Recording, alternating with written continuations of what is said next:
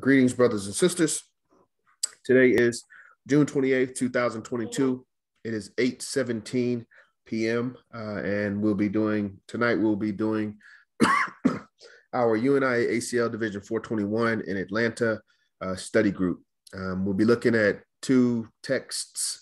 We'll briefly touch on the Constitution of the UNIA-ACL.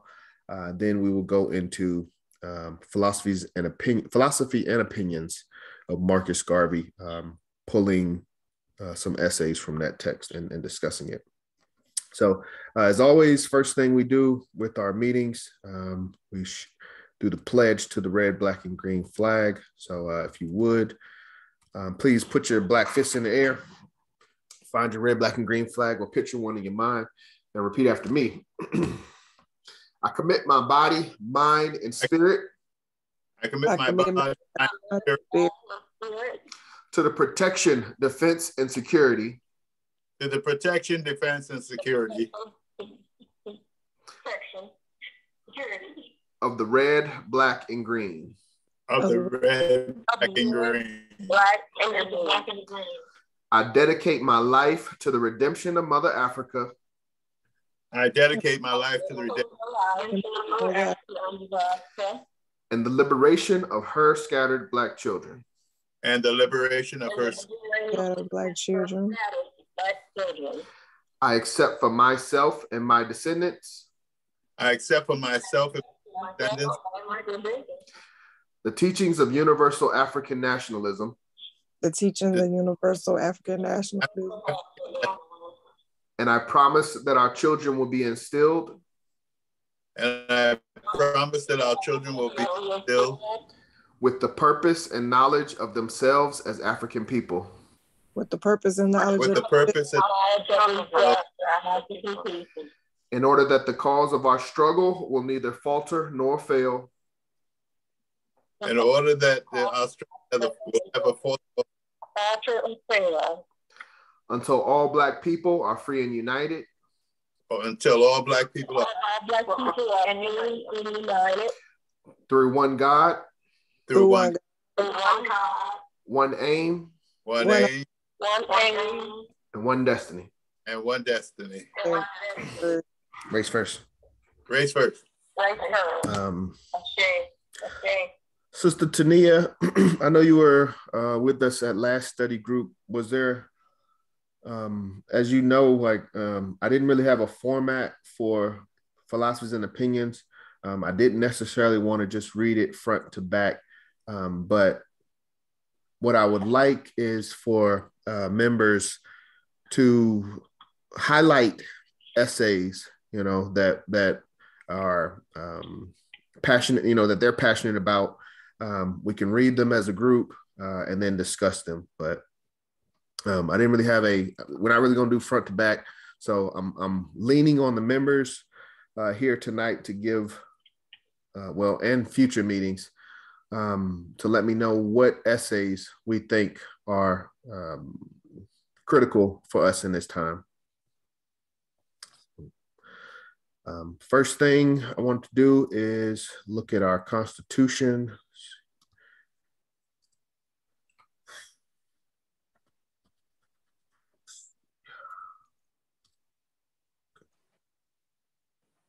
New share.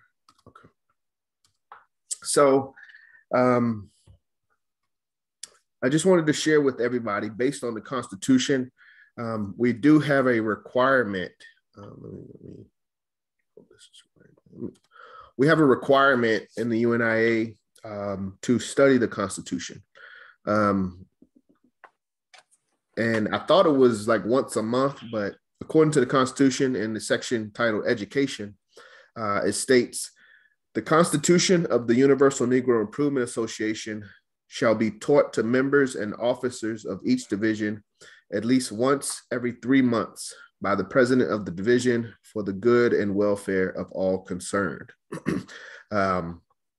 Right now it's June, it'll be July next week. And I don't think we have had a dedicated study group just for the Constitution.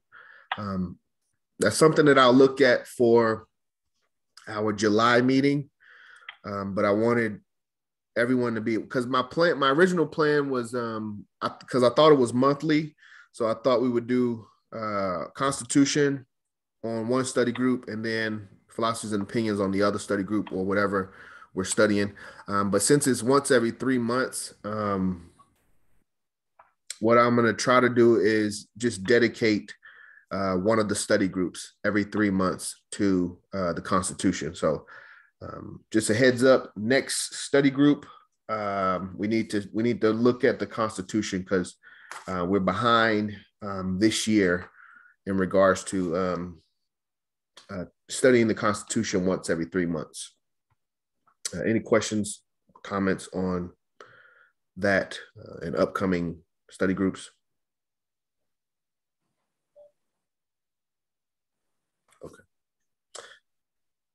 Okay. One other thing I'll grab while we're here on the Constitution, let's see, is I want to just touch on High Executive Council.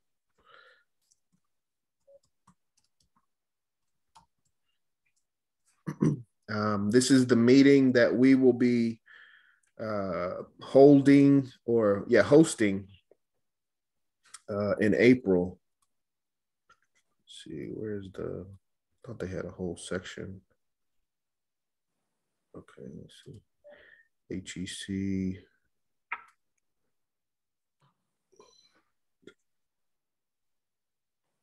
Council, where is it at?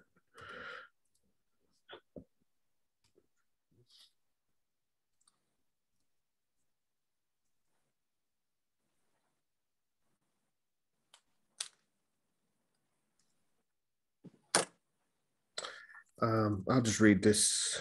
I'll just read Article 4, and then we'll go into philosophy and opinions.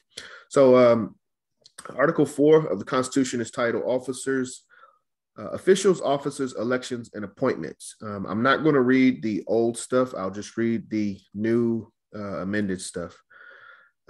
So as of the amendments in August 2005, the officials of the Universal Negro Improvement Association and African Communities League shall be President General, First Assistant President General, and Second Assistant President General. Third and Fourth Assistant President Generals, a Secretary General, First and Second Assistant Secretary General, High Chancellor, Counsel General, an Auditor General, Chaplain General, and an International Organizer, Minister of Education, or other ministers and offices as may be deemed necessary, all of whom shall form the High Executive Council. Representing divisions throughout the world, be it resolved that everything in the Constitution contrary to or in conflict with the above be and is hereby repealed and declared null and void. So this talks about the structure of the High Executive Council, going all the way from the President General down to Minister of Education. That is technically our High Executive Council. It's these officers, and these are the individuals that we will be hosting in April of next year. Offices of President General and Administrator: First Assistant President General, Second Assistant President General, Third Assistant President General, and Fourth Assistant President General shall be elected. Their term of office shall be 4 years, provided their conduct conforms to the best interests of Universal Negro Improvement Association and African Communities League. All other officers forming the High Executive Council shall be appointed by the President General and confirmed by the convention. Such appointment shall be for the same period as that of the administration, providing that their conduct conforms to the best interests of the Universal Negro Improvement Association and African Communities League. Be it resolved that everything in the Constitution contradictory or in conflict with the above be and is hereby repealed and declared null and void. So for our next meeting, I'm going to isolate the section of the Constitution that talks about, because there's a section that talks about the responsibilities of the High Executive Council. And that's what we need to be aware of.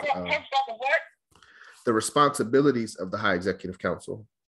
Oh, okay. That's what we will need to hold the organization to when we host High Executive Council. But, we should be aware of the rules and regulations, so to speak, for these meetings, and not just, be surprised by, senior officials that are saying, this should be done here or this should be done there. We should have an understanding based on the Constitution. So that's all I really got for the Constitution. It's 8:27. Yeah, like I said, I'll go into this more at next study group. Any questions, comments on this Constitution? Yes, Okolo. I want to bring this to the family's attention of what happened to me. Sister Okolo. I was a passenger on public transit. Sister Okolo. Huh? Not now. We hold on. Give me a minute. Oh, okay. I thought you had any questions. Okay. Well, I was asking about questions about High Executive Council or what was read from the Constitution.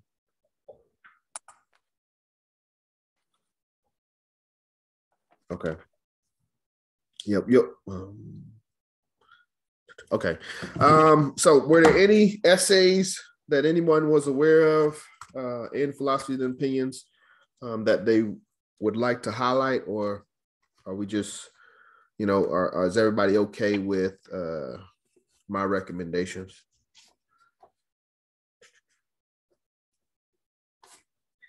Well, on my behalf, Mr. Okolo, I find that Marcus Garvey is always an inspiration to us because he always said, United People, you can accomplish what you will. And like I said many times before, he was before his time, and he has set a precedent right now for where we can go and be able to have some kind of organizational and give some kind of information to us as a people.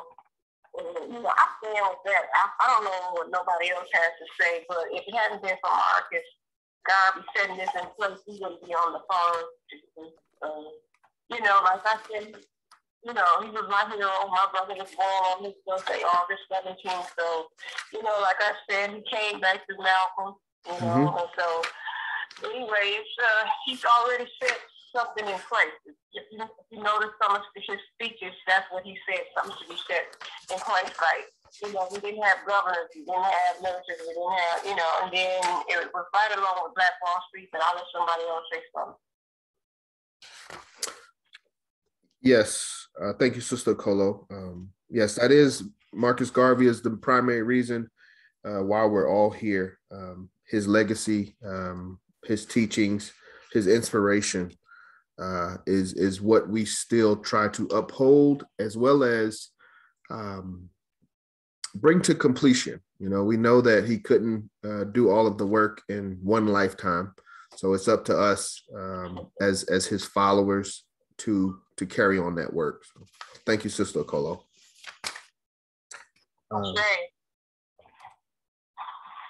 Okay, if there aren't any recommendations, I'm gonna, the theme that I usually I try to have with these meetings is a level of encouragement and awareness of our obstacles. But a lot of the things that we face today, a lot of the issues that we face today, Garvey faced the same things over 100 years ago, and we're still, dealing with these same things. So I think it would be best, to pull from the source of Garvey to find out.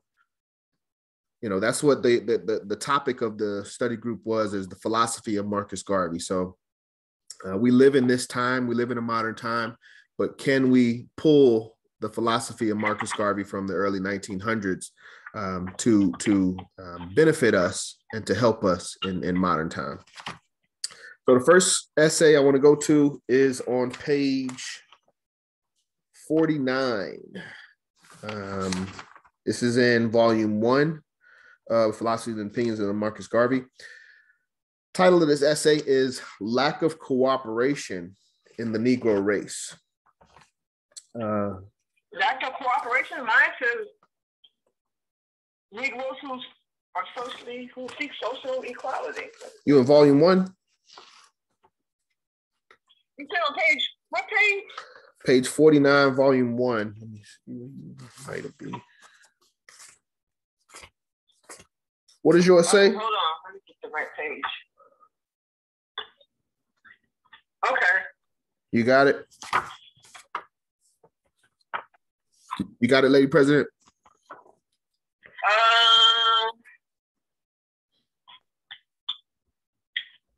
What you say the title was? Lack of cooperation in the Negro race. Page 49, volume 1. Nope.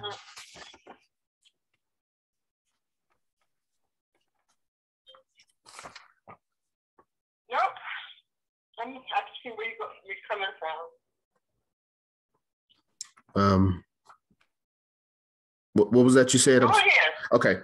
Lack of cooperation in the Negro race. This is what Garvey says. It is so hard, so difficult to find men who will stick to the purpose, who will maintain a principle for the worth of that principle, for the good of that purpose. And if there is a race that needs such men in the world today, God Almighty knows it is the race of which I am a member. The race needs men of vision and ability, men of character, and above all, men of honesty. And that is hard to find. The greatest stumbling block in the way of progress in the race has invariably come from within the race itself. The monkey wrench of destruction, as thrown into the cog of Negro progress, is not thrown so much by the outsider as much by the very fellow who is in our fold, and who should be the first to grease the wheels of progress rather than seeking to impede it. But notwithstanding the lack of sympathetic cooperation, But notwithstanding the lack of sympathetic cooperation, I have one consolation that I cannot get away from the race. Let me do that again.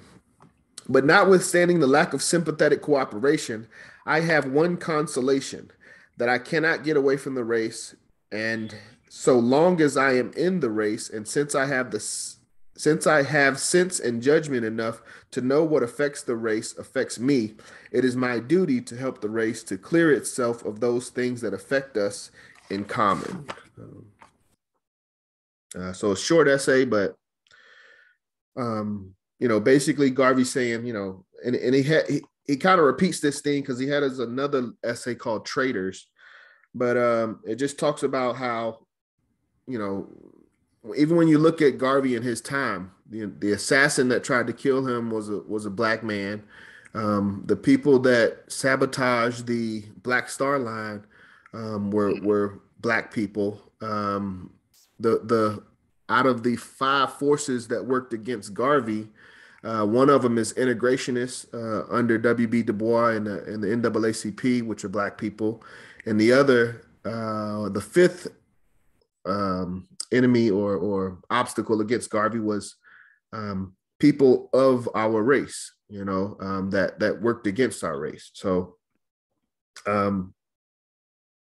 don't know if it's worse or better in Garvey's time, but Garvey was aware of this obstacle of our own people, that should be helping us to develop this program for the entire race, but they're working against us. Any questions or comments on that essay? Yes, self-hatred is still with us. It's been bred into us, and it's going to take a while to breed it out. And that's something that's personal, that individuals have to take that challenge upon themselves to cleanse themselves and to purify themselves and to upgrade themselves with knowledge and understanding of the times and what must be done. And thankful for people like Marcus Garvey and the other great brothers and sisters who try to keep us on track so that we won't be distracted by all the different things that are presented to us in this world. Because a part of our problem is being distracted by all those little carrots that are dangled before us, and couple that with not having the love of self, we end up betraying our own best selves. Yes, sir. Yes, sir. Absolutely, Brother Orman. 2 Garveyites, that can hear my voice. We have to understand what Brother Orman is saying, but we also have to internalize part of that responsibility. Garvey, one of Garvey's quotes, liberate the minds of men, ultimately you'll liberate the bodies of men. If it's not us, if it's not the UNIA, if it's not the students of Garvey that can help to develop the mindset of our people, then who is going to do it? One, and two, what are we doing? So we have to internalize that responsibility. We have this knowledge. We have the training. We have the expertise. So we also have a responsibility to be out front and to do what we're doing right now and share this information as best we can. So thank you, Brother Orman. You're welcome. Yeah. Any other questions on that one before I go to the next essay? Lack of cooperation in our race. Okay. Question to the group. Does anybody know who was the inspiration for Marcus Garvey? Who inspired Marcus Garvey to? I think Booker T. Absolutely, Booker T. Washington. And he's got in Philosophy and Opinions of Marcus Garvey, there's an essay titled Booker T. Washington's Program. It's on page 56, volume 1. It's about as long as the last essay I just read. So I think that's one of the things that we overlook as Garveyites. We focus on, Garvey 1887 to 1940, the beginning of his life to the end. But we sometimes we skip over Garvey's inspiration. And Garvey was inspired by Booker T. Washington through the text Up from Slavery, Booker T. Washington's autobiography. So in addition to knowing Garvey, we should also have a level of knowledge of Booker T. Washington, his program, his philosophies, and why Garvey was inspired by him, but also why Garvey created his own program. Instead of just building directly from what was the difference basically between Booker T. Washington's program and Garvey's. And to answer that, Garvey had a universal program, global, whereas most of our leaders here in the United States, we focus on just the United States. NAACP is a United States. Well, no, wait, I'm not. This is before Du Bois. What was it? The Negro Business League, I believe, was what Booker T. Washington developed, but that was only for the United States. NAACP is only for the United States. Even Malcolm X, he had a program, Organization of African American Unity. All of these programs are limited to the confines of the United States of America, whereas Garvey's program was global. And based on the Constitution, it states anywhere there's Negro, anywhere where Negro individuals are in the world, that is where our jurisdiction is. So, all right, Booker T. Washington's program, page 56, Philosophy and Opinions of Marcus Garvey, Volume 1. The world held up the great sage of Booker T. Washington as the only leader for the race. They looked forward to him and his teachings as the leadership for all times, not calculating that the industrially educated Negro would himself evolve a new ideal after having been trained by the sage of Tuskegee. The world satisfied itself to believe that succeeding Negro leaders would follow absolutely the teachings of Washington. Unfortunately, the world is having a rude awakening in that we are evolving a new ideal. The new ideal includes the program of Booker T. Washington and has gone much further. Things have changed wonderfully since Washington came on the scene. His vision was industrial opportunity for the Negro, but the sage of Tuskegee has passed off the stage of life and left behind a new problem, a problem that must be solved not by the industrial leader only, but by the political and military leaders as well.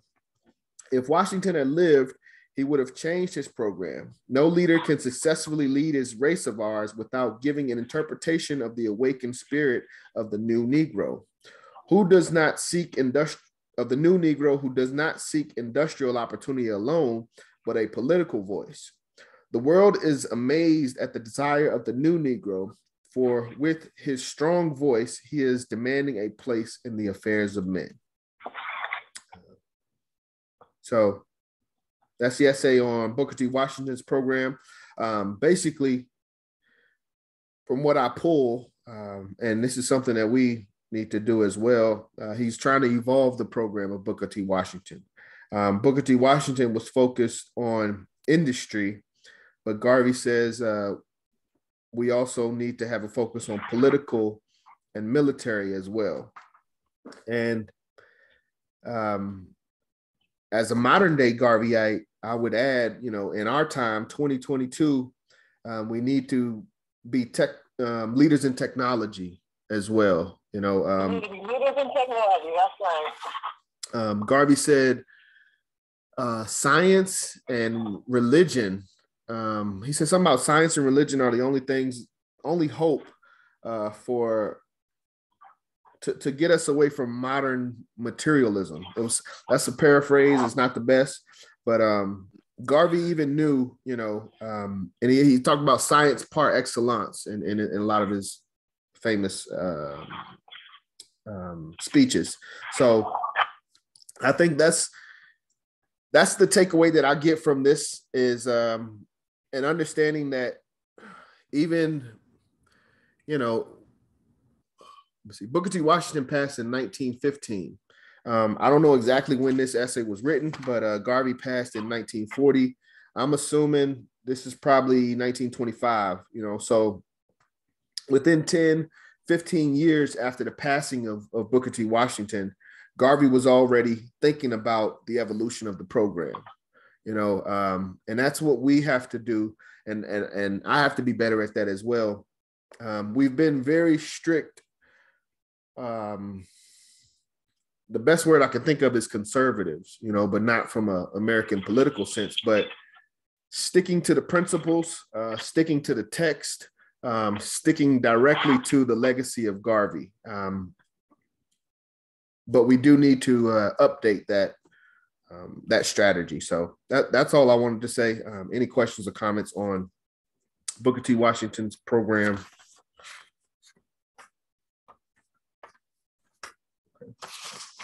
But we have to evolve Garvey's program. Garvey passed in 1940. What is the 2020 Garvey vision? All right. Next essay I want to go to. It's actually a couple essays. It looks like. Let me see. January 1st. If I might say something about Booker T. Washington. Yes, sir, Brother Woman. He had a ground roots program of agriculture and mechanical that we were exposed to. And if we had because at that time we were the builders basically before they brought in the trade unions. Yes, sir. If we really taken that to another level and stayed there, we would make much progress now because the building trades and which will grow into developing is the foundation of building a nation. And a lot of us listened to the Talented 10th under Du Bois, who was talking about intellectualizing us and so that we can integrate into the society. But I think Booker T. Washington's program was a good program, which caught the eye of Marcus Garvey because that's the foundation of building of a nation. And a lot of those skills, we don't have them today. That's why we're standing around on a lot of different corners, not being able to get into the meat of the, because that's where the money is made. They even took it out of schools now, the trade unions and things like that. At first they locked us out and now they're keeping us out because there's money to be made, especially in entrepreneurship and those different grassroots in agriculture and in the mechanical trades, We have a lot of educated people now, but it doesn't seem to progress us too much as far as nation building, you know. So Booker T. Washington was the foundation knowledge that we should have grown up with and grown and expanded, you know. Yes, sir. Yeah, it's crazy. Hindsight is 2020, you know. So looking back, we can always, you know, identify where we went wrong. When I look at the history of some of these great leaders, you know, for me, it kind of does start with Booker T. Washington. I was attracted to Garvey, but Garvey was inspired by Booker T. So we have to study him. When you look at Booker T. Washington and his text, Up From Slavery, this is, you know, one of, if not the best, you know, autobiographical accounts of an individual that was born into slavery, but throughout their life, slavery ended, and they had to develop themselves from scratch. In that text, Booker T. Washington talked about how as soon as slavery ended, as Brother Orman said, Black people, let me see, the way Booker T. Washington explained it, Black people had all of the skills, but white people had all of the ownership, you know? So the white people owned everything, but when it came to doing anything or fixing anything, Black people had all of those skills. And to Brother Orman's point, if we had focused on those skills, those trades, developing ourselves, the Tuskegee program, building a school from you know, ground up, and expanding that, you know, starting within the United States, organizing, you know, the different Black areas in the United States, building grassroots, and then going global, we would be in a much better place, you know. But, and that's why, you know, I'm glad you said that, Brother Orman, but that's why I brought up the point of we should be thinking about the solution for our time. You know, we can't go back to Booker T. Washington and say, you know,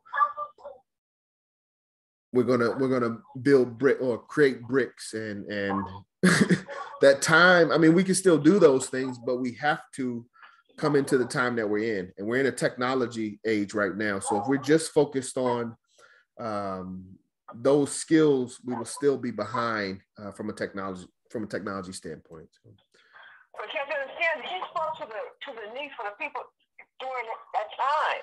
Yes. Right. And so they evolved to this technical stage of humanity. Yes. But what are the needs of our people in this time? You know, I think that's the question. If I might say, we were on the move. Yeah, what's the name of those sisters that helped that spaceship to taken off? People are in those places and they do have talent, but they have to, you know, be recognized. These white people are not going to recognize them. That's our business doing that. Yes. Absolutely, I agree. One thing that Marcus Garvey said, you may have captured the tiger, but his cubs are running free. So every generation holds its own. So here we are with this high technology, and like the sister said, if it hadn't been from the sister there, I can't think of her name anyway. She had was able to get them up to the space shuttle, and then the sister with her genes are still here. What's her name? Lackey.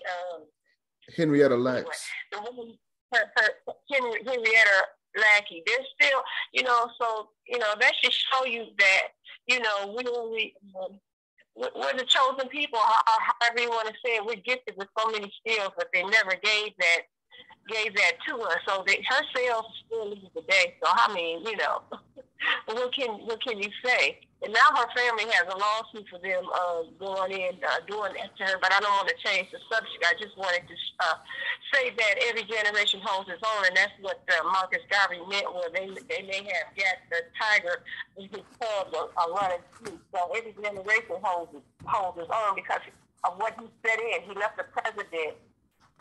And every generation that comes along can pick up from this. I see it going further.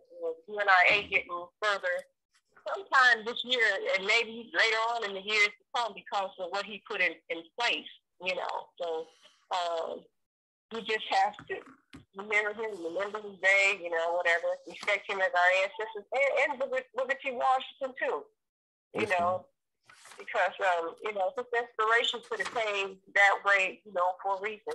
But I'll listen to somebody else. Thank you, Sister Okolo. Brother Orman, you were going to make a comment? Yes, I agree that what Booker T. Washington was doing coming out of slavery was foundational. Yes, sir. And it was progressing. And I think that if it had been allowed to progress, that we could be dealing more adequately with the challenges that we find in this world today. Matter of fact, other people saw us progressing so well that they decided to integrate us. This segregation thing had to be stopped because we were doing pretty well and progressing under, and they realized that if we had kept going the way we were going and without being disintegrated, that we would be much further ahead. We were progressing. We could have graduated into this technological world now with a stronger financial and a cultural, not just say cultural, but the unity that was necessary to graduate to those levels. But now that was with this segregation, that was all destroyed. What progress we were making was destroyed, and so we're taking back to zero. The land was taken away, and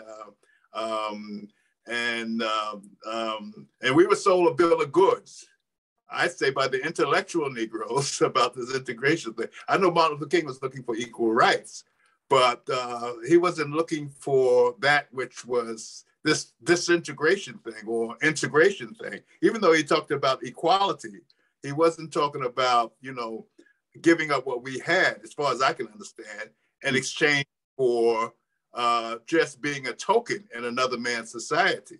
But it turned out to be that we fell in love with other people's chicken and other people's ice cream and other people's other things, and we were doing very well. I was reading the other day how we taught the Japanese, the soldiers did, how to fry chicken, and now that we eating all their chicken, the Asians, now we're eating Asian chicken more preferred, and we should be running our own fast food industries, because we are the basic, the originator of a lot of these foods, but we've given over all of this to other people because of this integration thing, whereas under segregation, we were more codependent upon each other, and we lost that codependency, which is keeping us from becoming much more technologically savvy. Even though we have brilliant people, and we have brilliant people in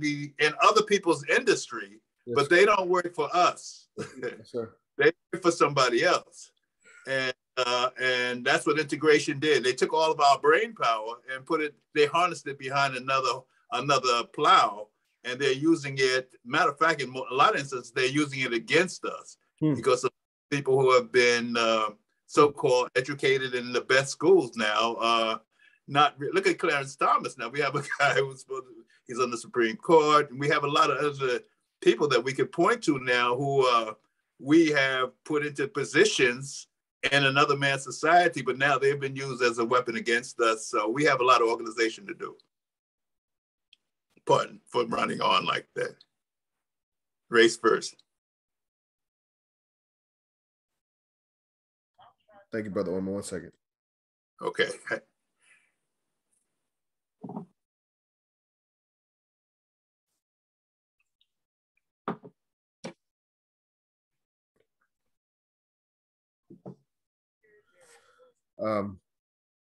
Sorry about that. I had a phone call. And,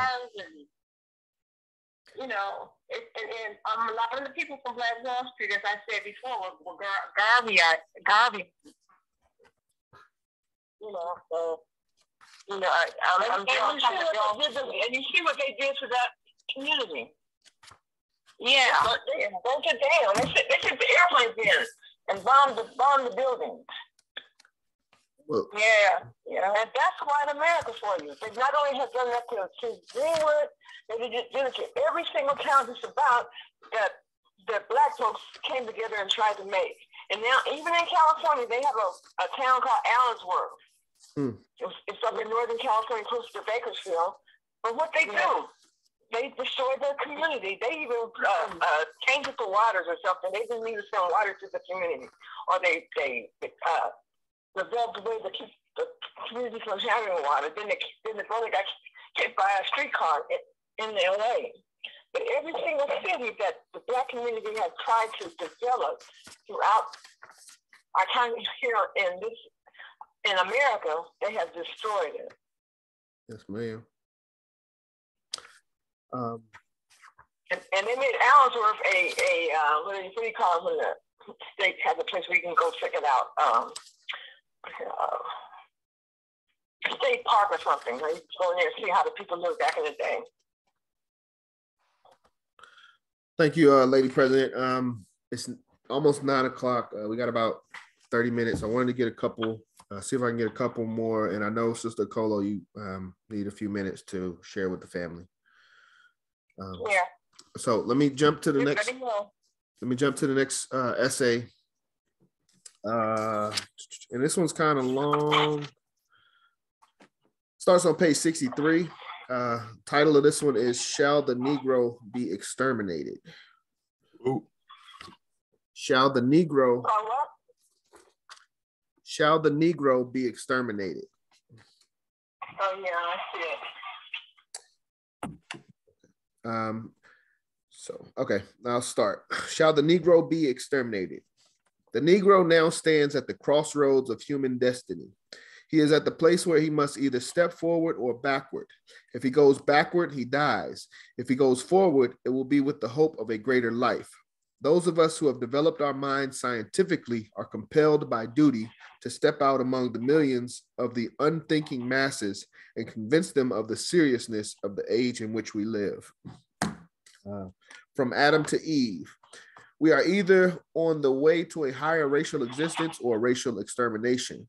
This much is known and realized by every thoughtful race and nation.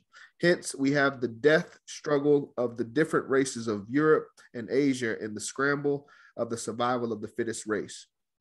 As we look at things, we see that the great world in which we live has undergone much change since the time of creation. When God created the world and all therein, he handed down his authority over the two beings he created in his own image, namely Adam and Eve. From the time of Adam and Eve, the human race has multiplied by leaps and bounds. Where we once had two persons to exercise authority of the world, we today have 1,500 millions claiming authority and possession of the same world that was once the property of the two. The tragedy of race extinction. When the colonists of America desired possession of the land they saw,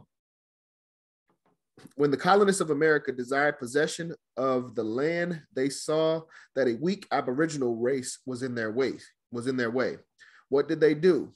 They got a hold of them, killed them, and buried them underground.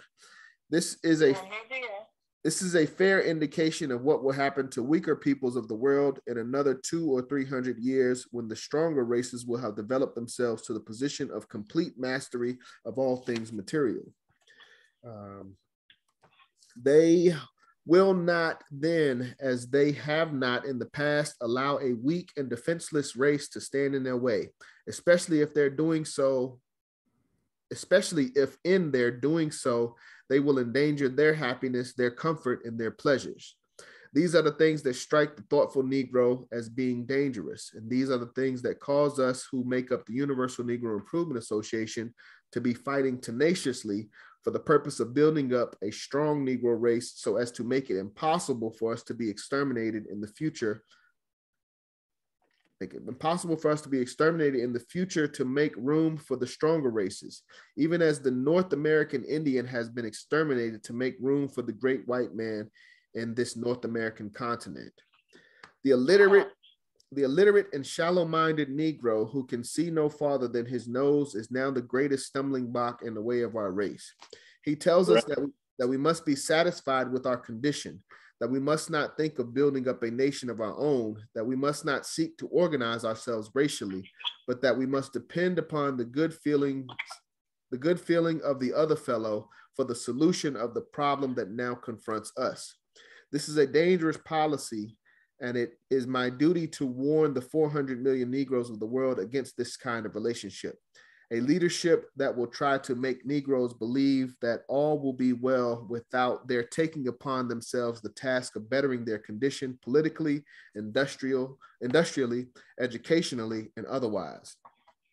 The time has come for those of us who have the vision of the future to inspire our people to a closer kinship, to a closer love of self, because it is only through this appreciation of self will we'll be able to rise to that higher life that will make us not an extinct race in the future, but a race of men fit to survive. The price of leadership. Right, so that's why we need to get out there and get those kids out of those gangs, and that's their future. Finish, Brother John. One second, Lady President. Let me finish. Get to page. Okay, thank you. The price of leadership. Those of us who are blazing the way in this new propaganda of the Universal Negro Improvement Association to enlighten our people everywhere are at times very much annoyed and discouraged by the acts of our own people, in that consciously or unconsciously, they do so many things to hurt our deeper feelings of loyalty and love for the race. But what can we do? Can we forsake them because they hurt our feelings? Surely not. Painful though it may be to be interfered with and handicapped in the performance of the higher sense of duty, yet we must, martyr-like, make up our minds and our hearts to pay the price of leadership. We must be sympathetic. We must be forgiving. We must really have forbearance, so that when the ignorant and illiterate fellow who happens to be a member of our own race stands up to block the passage of some cause that you believe would be to benefit, that you believe would be to his benefit and to yours as a people, you will be able to overlook him, even though he fosters his opposition with the greatest amount of insult to your intelligence and to your dignity. The excuse that some of our most brilliant men give for not identifying themselves with the race movement is that they cannot tolerate the interference of the illiterate Negro, who, being a member of the same organization, will attempt to dictate what you should do in the interest of the race, when his act is based upon no deeper judgment than his like or dislike for the person he is opposing, or the satisfaction it would give him to embarrass the person he feels like opposing. Many an able leader is lost to his race because of this fear.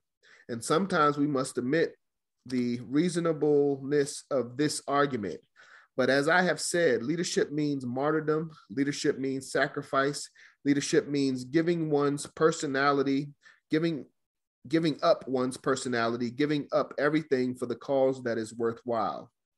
It is only because of that feeling that I personally continue to lead the Universal Negro Improvement Association, because like every other leader, I have had to encounter the opposition, the jealousy, the plotting of men who take advantage of the situation simply because they happen to be members of the organization, and that we may have to depend upon their vote one way or the other for the good of the cause. Not that some of us care one row of pins about what the other fellow thinks, but when it is considered that we can only achieve success through harmony and unity, then it can be realized how much one has to sacrifice as a leader for getting that harmony that is necessary to bring about the results that are desired. The white race. We desire harmony and unity today more than ever, because it is only through the bringing together of the 400 million Negroes in one mighty bond that we can successfully pilot our way through the avenues of opposition and the oceans of difficulties that seem to confront us. When it is considered that the great white race is making a Herculean struggle to become the only surviving race of the centuries, and when it is further considered that the great yellow race under the leadership of Japan is making a like struggle, then more than ever, the seriousness of the situation can be realized as far as our race is concerned. If we sit supinely by and allow the great white race to lift itself in numbers and in power, it will mean that in another 500 years, this full-grown race of white men will in turn exterminate the weaker race of black men for the purpose of finding enough room on this limited mundane sphere to accommodate the race, which will have numerically multiplied itself into many billions. This is the danger point. What will become of the Negro in another 500 years if he does not organize now to develop and protect himself? The answer is that he will be exterminated for the purpose of making room for other races that will be strong enough to hold their own against the opposition of all and sundry. An appeal to the intelligentsia. The leadership of the Negro of today must be able to locate the race, and not only for today, but for all times. It is in the desire to locate the Negro in a position of prosperity and happiness in the future that the Universal Negro Improvement Association is making this great fight for the race's emancipation everywhere and the founding of a great African government. Every sober-minded Negro will see immediately the reason why we should support a movement of this kind. If we will survive, then it must be done through our own effort, through our own energy. No race of weaklings can survive in the days of tomorrow because they will be hard and strenuous days fraught with many difficulties. I appeal to the higher intelligence as well as the illiterate groups of our race. We must work together. Those of us who are better positioned intellectually must exercise forbearance with the illiterate and help them to see the right. If we happen to be members of the same organization and the illiterate man tries to embarrass you, do not become disgusted, but remember that he does it because he does not know better. And it is your duty to forbear and forgive because the ends that we serve are not of self, but for the higher development of the entire race. It is on this score, it is on this belief that I make the sacrifice of self to help the downtrodden race of mine. Nevertheless, I say there is a limit to human patience, and we should not continue to provoke the other fellow against his human feelings, for in doing so, we may be but bringing down upon our own heads the pillars of the temple. So that one's pretty long, a lot in there. Again, the title of it is, Shall the Negro Be Exterminated? But Garvey's making a call specifically to, I'll say it, the intelligentsia, those that know better. We have to step up, we have to lead, and we also have to be compassionate and have a level of patience with those that don't know any better. Any questions, comments on that essay?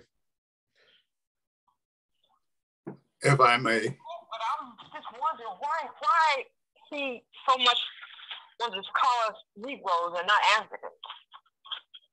Why so much Negro and not African? Yeah, why were we not African people? Well, he knew of the cultures out of Africa. All right. Our ancestors. That was the terminology of the day. Yeah. He's got an essay in here about that. I want to say specifically,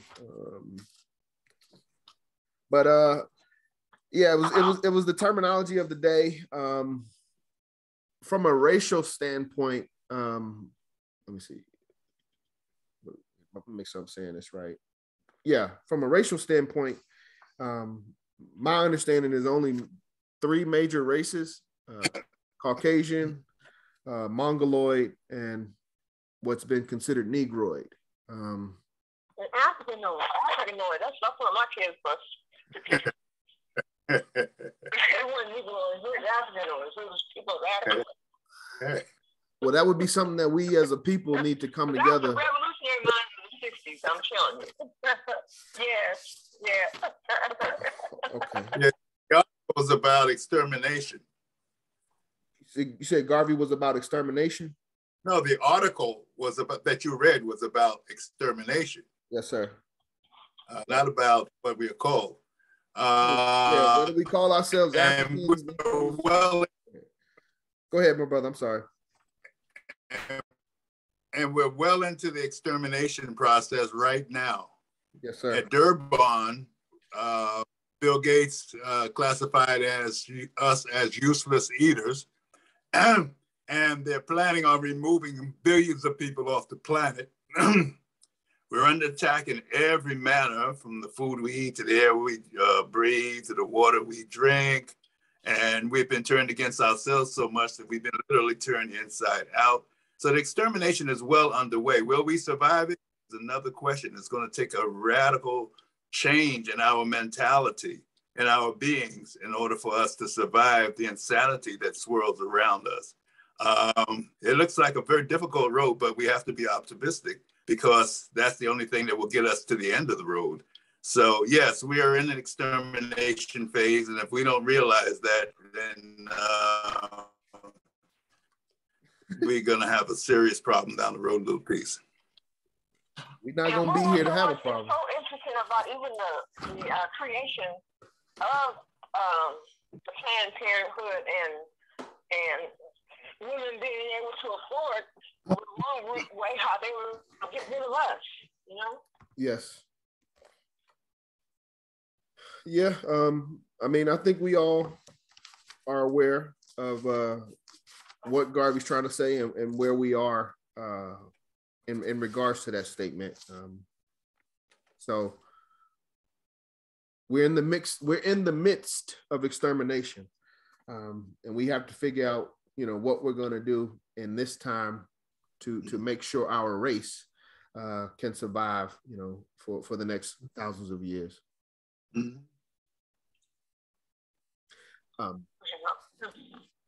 It's 9:15, Brother John. Unless you're gonna close up or run late. I didn't know what you were.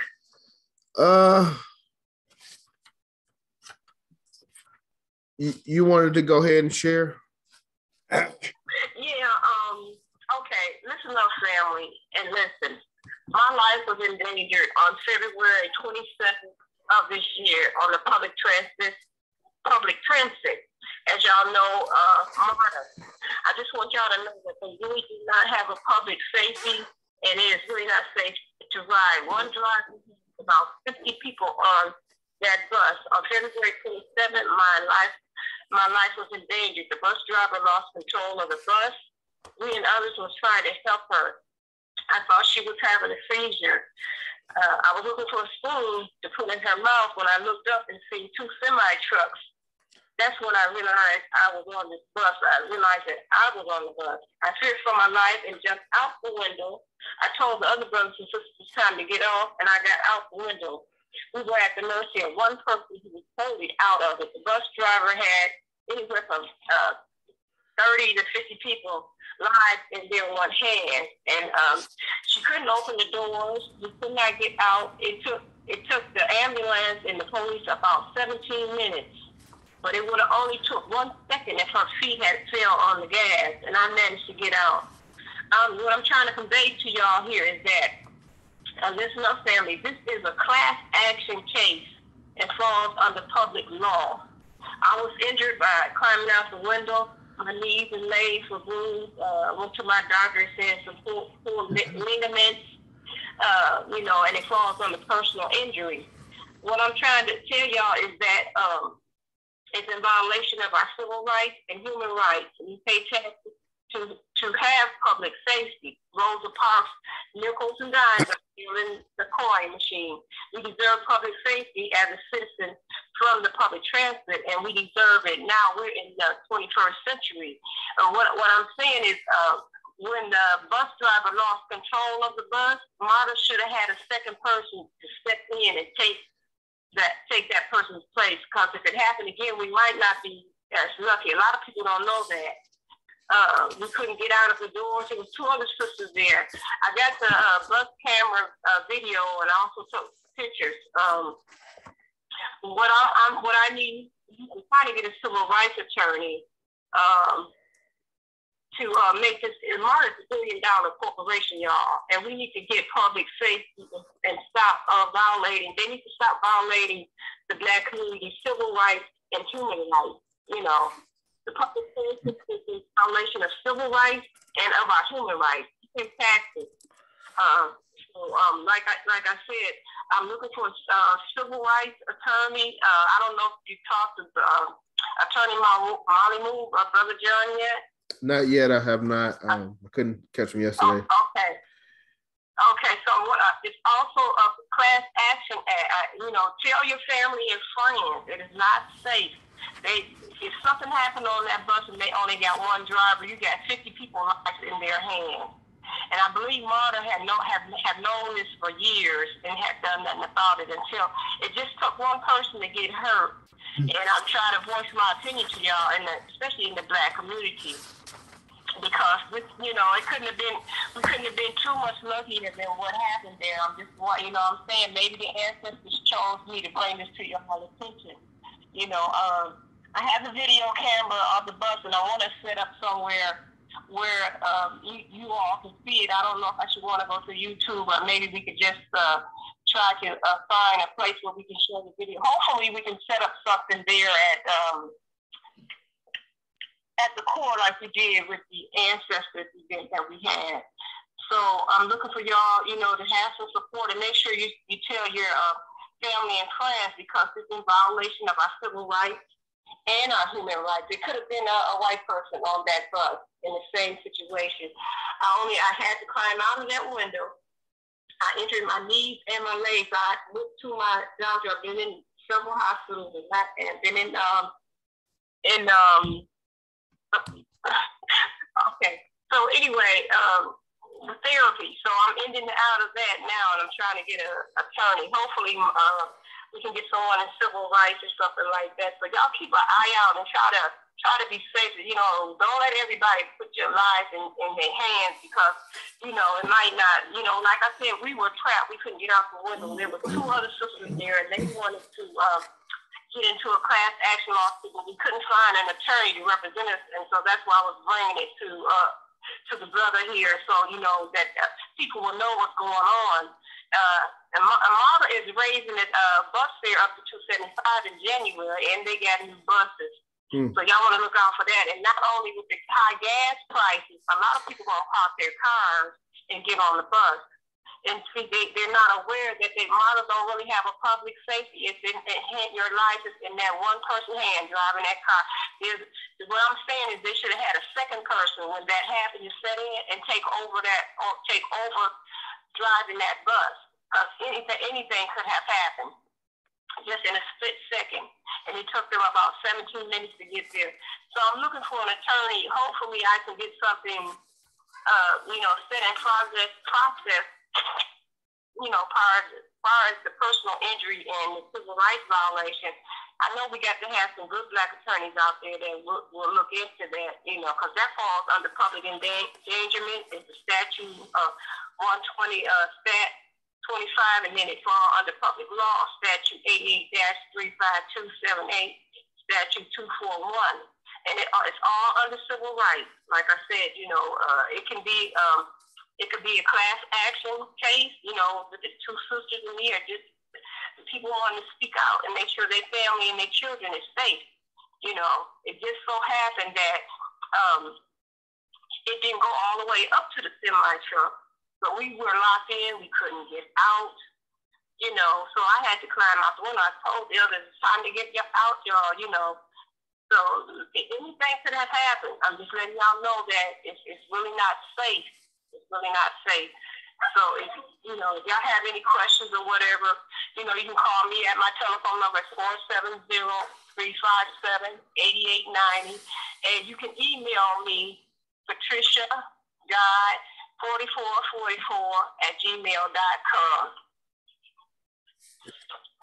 Thank you, Sister Okolo. Can you share you want to share your phone number one more time?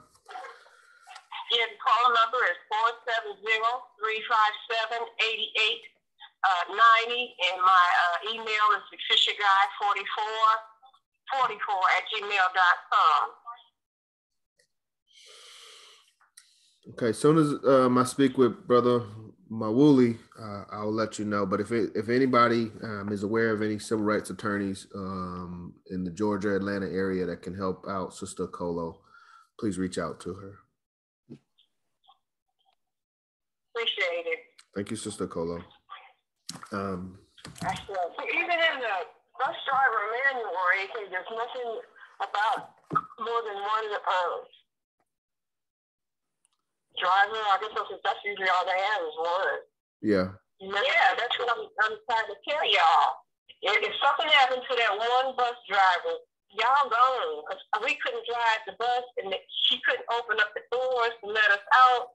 And I just took a chance. I said, well, if I'm going to get hurt, I'm going to protect myself, you know. Yeah, it definitely. Something like that happened to you.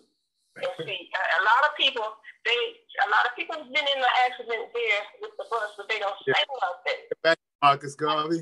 Until somebody gets hurt. See? Thank you, Sister Okolo. We only got a few minutes. Okay. All right, appreciate y'all. Thank you. Be safe. Thank you. There was a question about terminology, and we get this a lot with Negro. As Brother Orman said, the way I understand it, it's the language of the times. But when we look at Marcus Garvey, and we know that his inspiration was Booker T. Washington. And when you look at Washington's texts, he uses a lot of Negro description. He uses the word Negro to describe himself as well as our people. So I'm assuming Garvey, picked this legacy up from his previous teacher. One thing. But Garvey does have there's a text, Selected Writings and Speeches of Marcus Garvey. On page 11, and I'll end with this. On page 11, he's got a speech titled, I Am a Negro.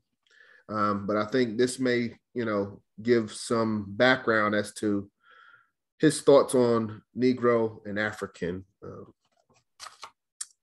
So it starts with a quote, we did not come here. So it's, I am a Negro. And it says, quote, we did not come here of our own free will. We were brought here. And so the question of birth does not enter into the question, end quote.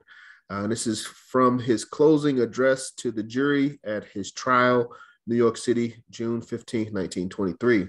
It's Philosophy and Opinions of Marcus Garvey, or Africa for the Africans, Volume 2. So wait a minute. This might be in Philosophy and Opinions. Let me see really quick.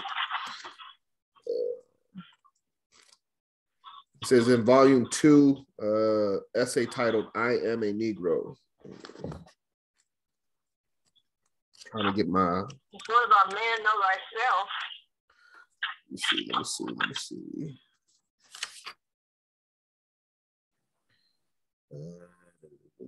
The Colored or Negro Press, no.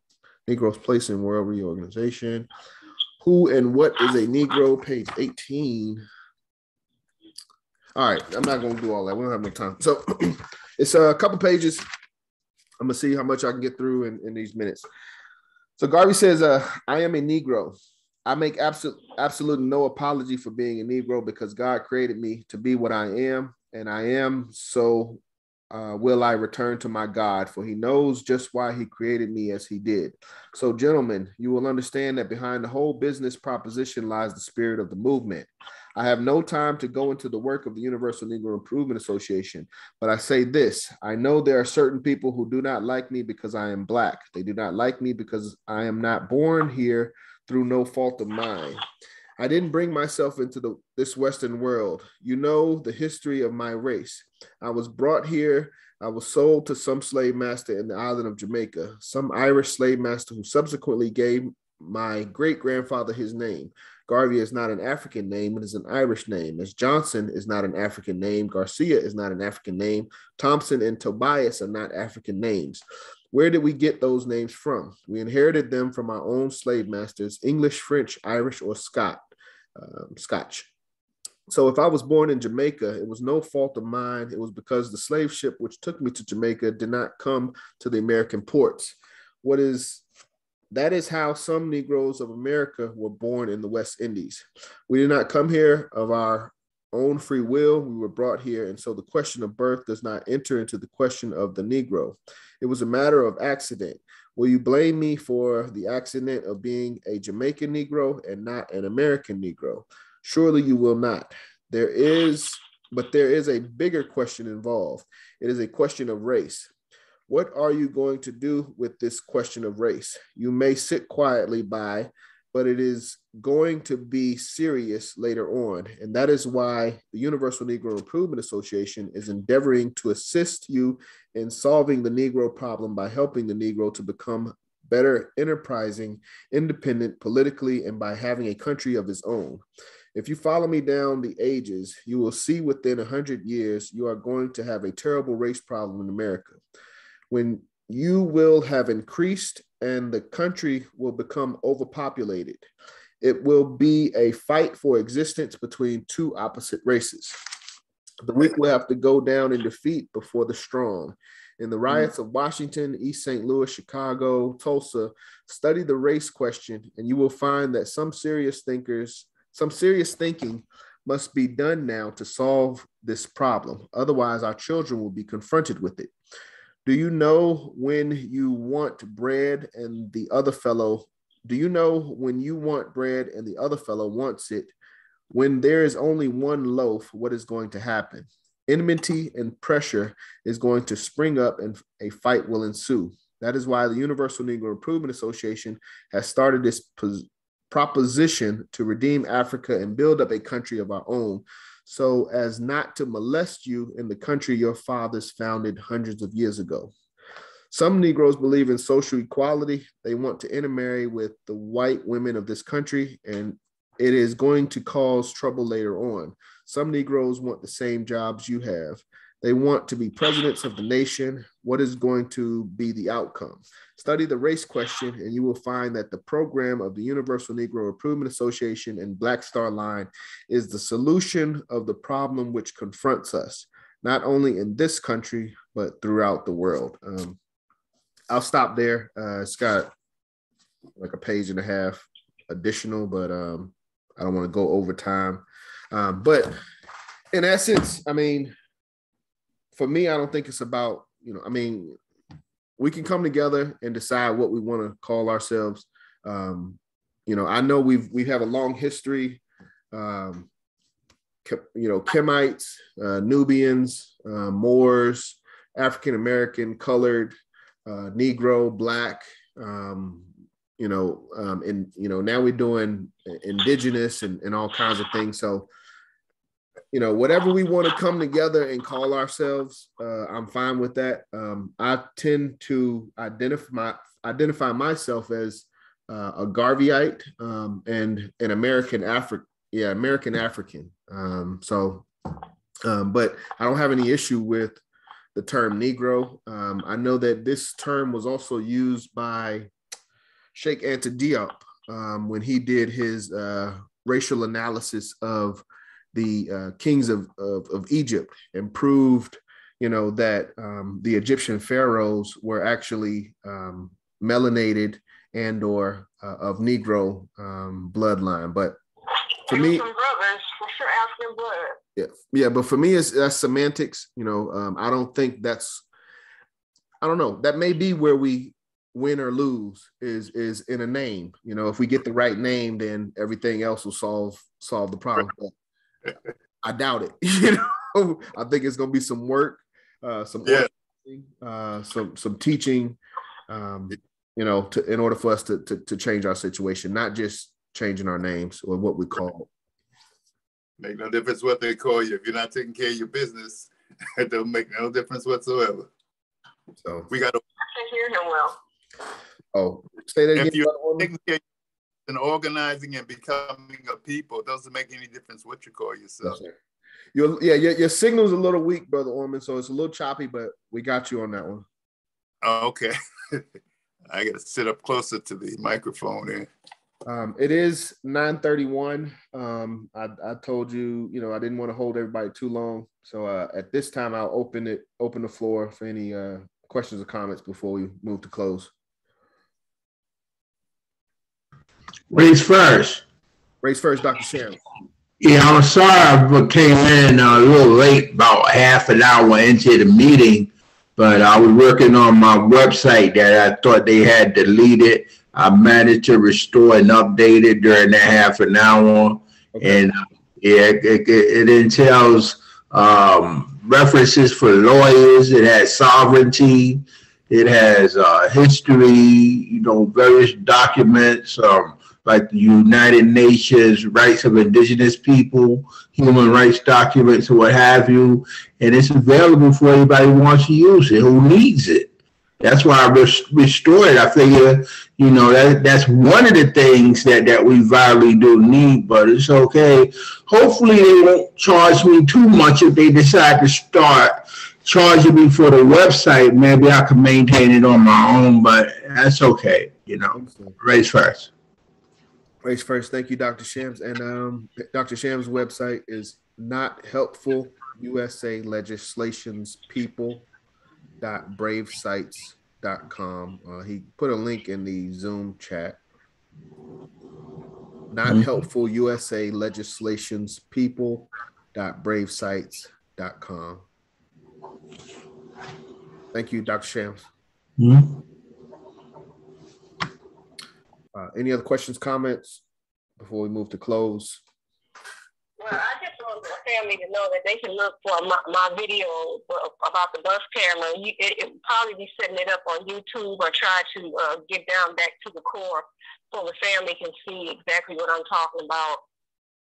But in the meantime, you can reach me at that number and my email, if you want to know more about it. And please tell your family and friends, what I'm saying, because it ain't no joke. It could have been worse than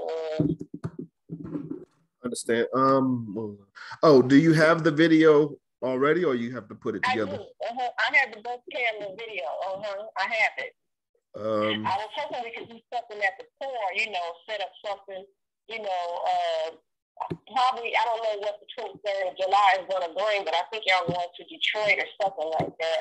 But hopefully we can get the big set up, get it somewhere on YouTube where it can be seen, and then we can set something up with Sister Moni to look at it at the core. If you send it to me, if you can send me a link, I can add it to our YouTube page. As far as the 23rd of July, that would be here in Atlanta, Forest Park. We're trying to put together an in-person meeting. And then we are going to Detroit in August. So we'll be here for the month of July. I thought it was the 23rd. Okay. All right, Martha's birthday is in August. But yeah, what I do is, it's sad to say I'm not very computer literate, but I do have it. Maybe I can just get a copy to you or something like that. When we meet, or if I can meet you before then, I'll just send it to you, give it to you. We can set something up. Like maybe, she'll open up the course and let you guys see it then. Okay, we'll work on that. Okay. 9:35. Appreciate it. Thank you, Sister Okolo. 9:35. This person now remove. Not able to rejoin. Okay. All right. Well, I guess we can close out with the motto of the organization. Everybody get some rest, and we won't meet again until the 10th of July. Will be our next mass meeting. Executive officers, we meet first Saturday. I think it's the 2nd of July. So that's the update. That's what's coming up. We're closing out the month of June 2022, and we're going into July 2022. So we need to be ready. We need to be planning and ready to execute. So thank you, everybody, for coming on the call, joining us tonight for tonight's study group reading. And we'll close out with the motto of the organization. Repeat after me. One God. One God. One aim. One aim. One aim. One destiny. One destiny. One day. Africa. Africa. Africa. For the Africans. For the African. Those at home. Those at home. And those abroad. And those abroad. Race first, family. Get some rest. Go in peace. Race first. Yes, race first. Race first.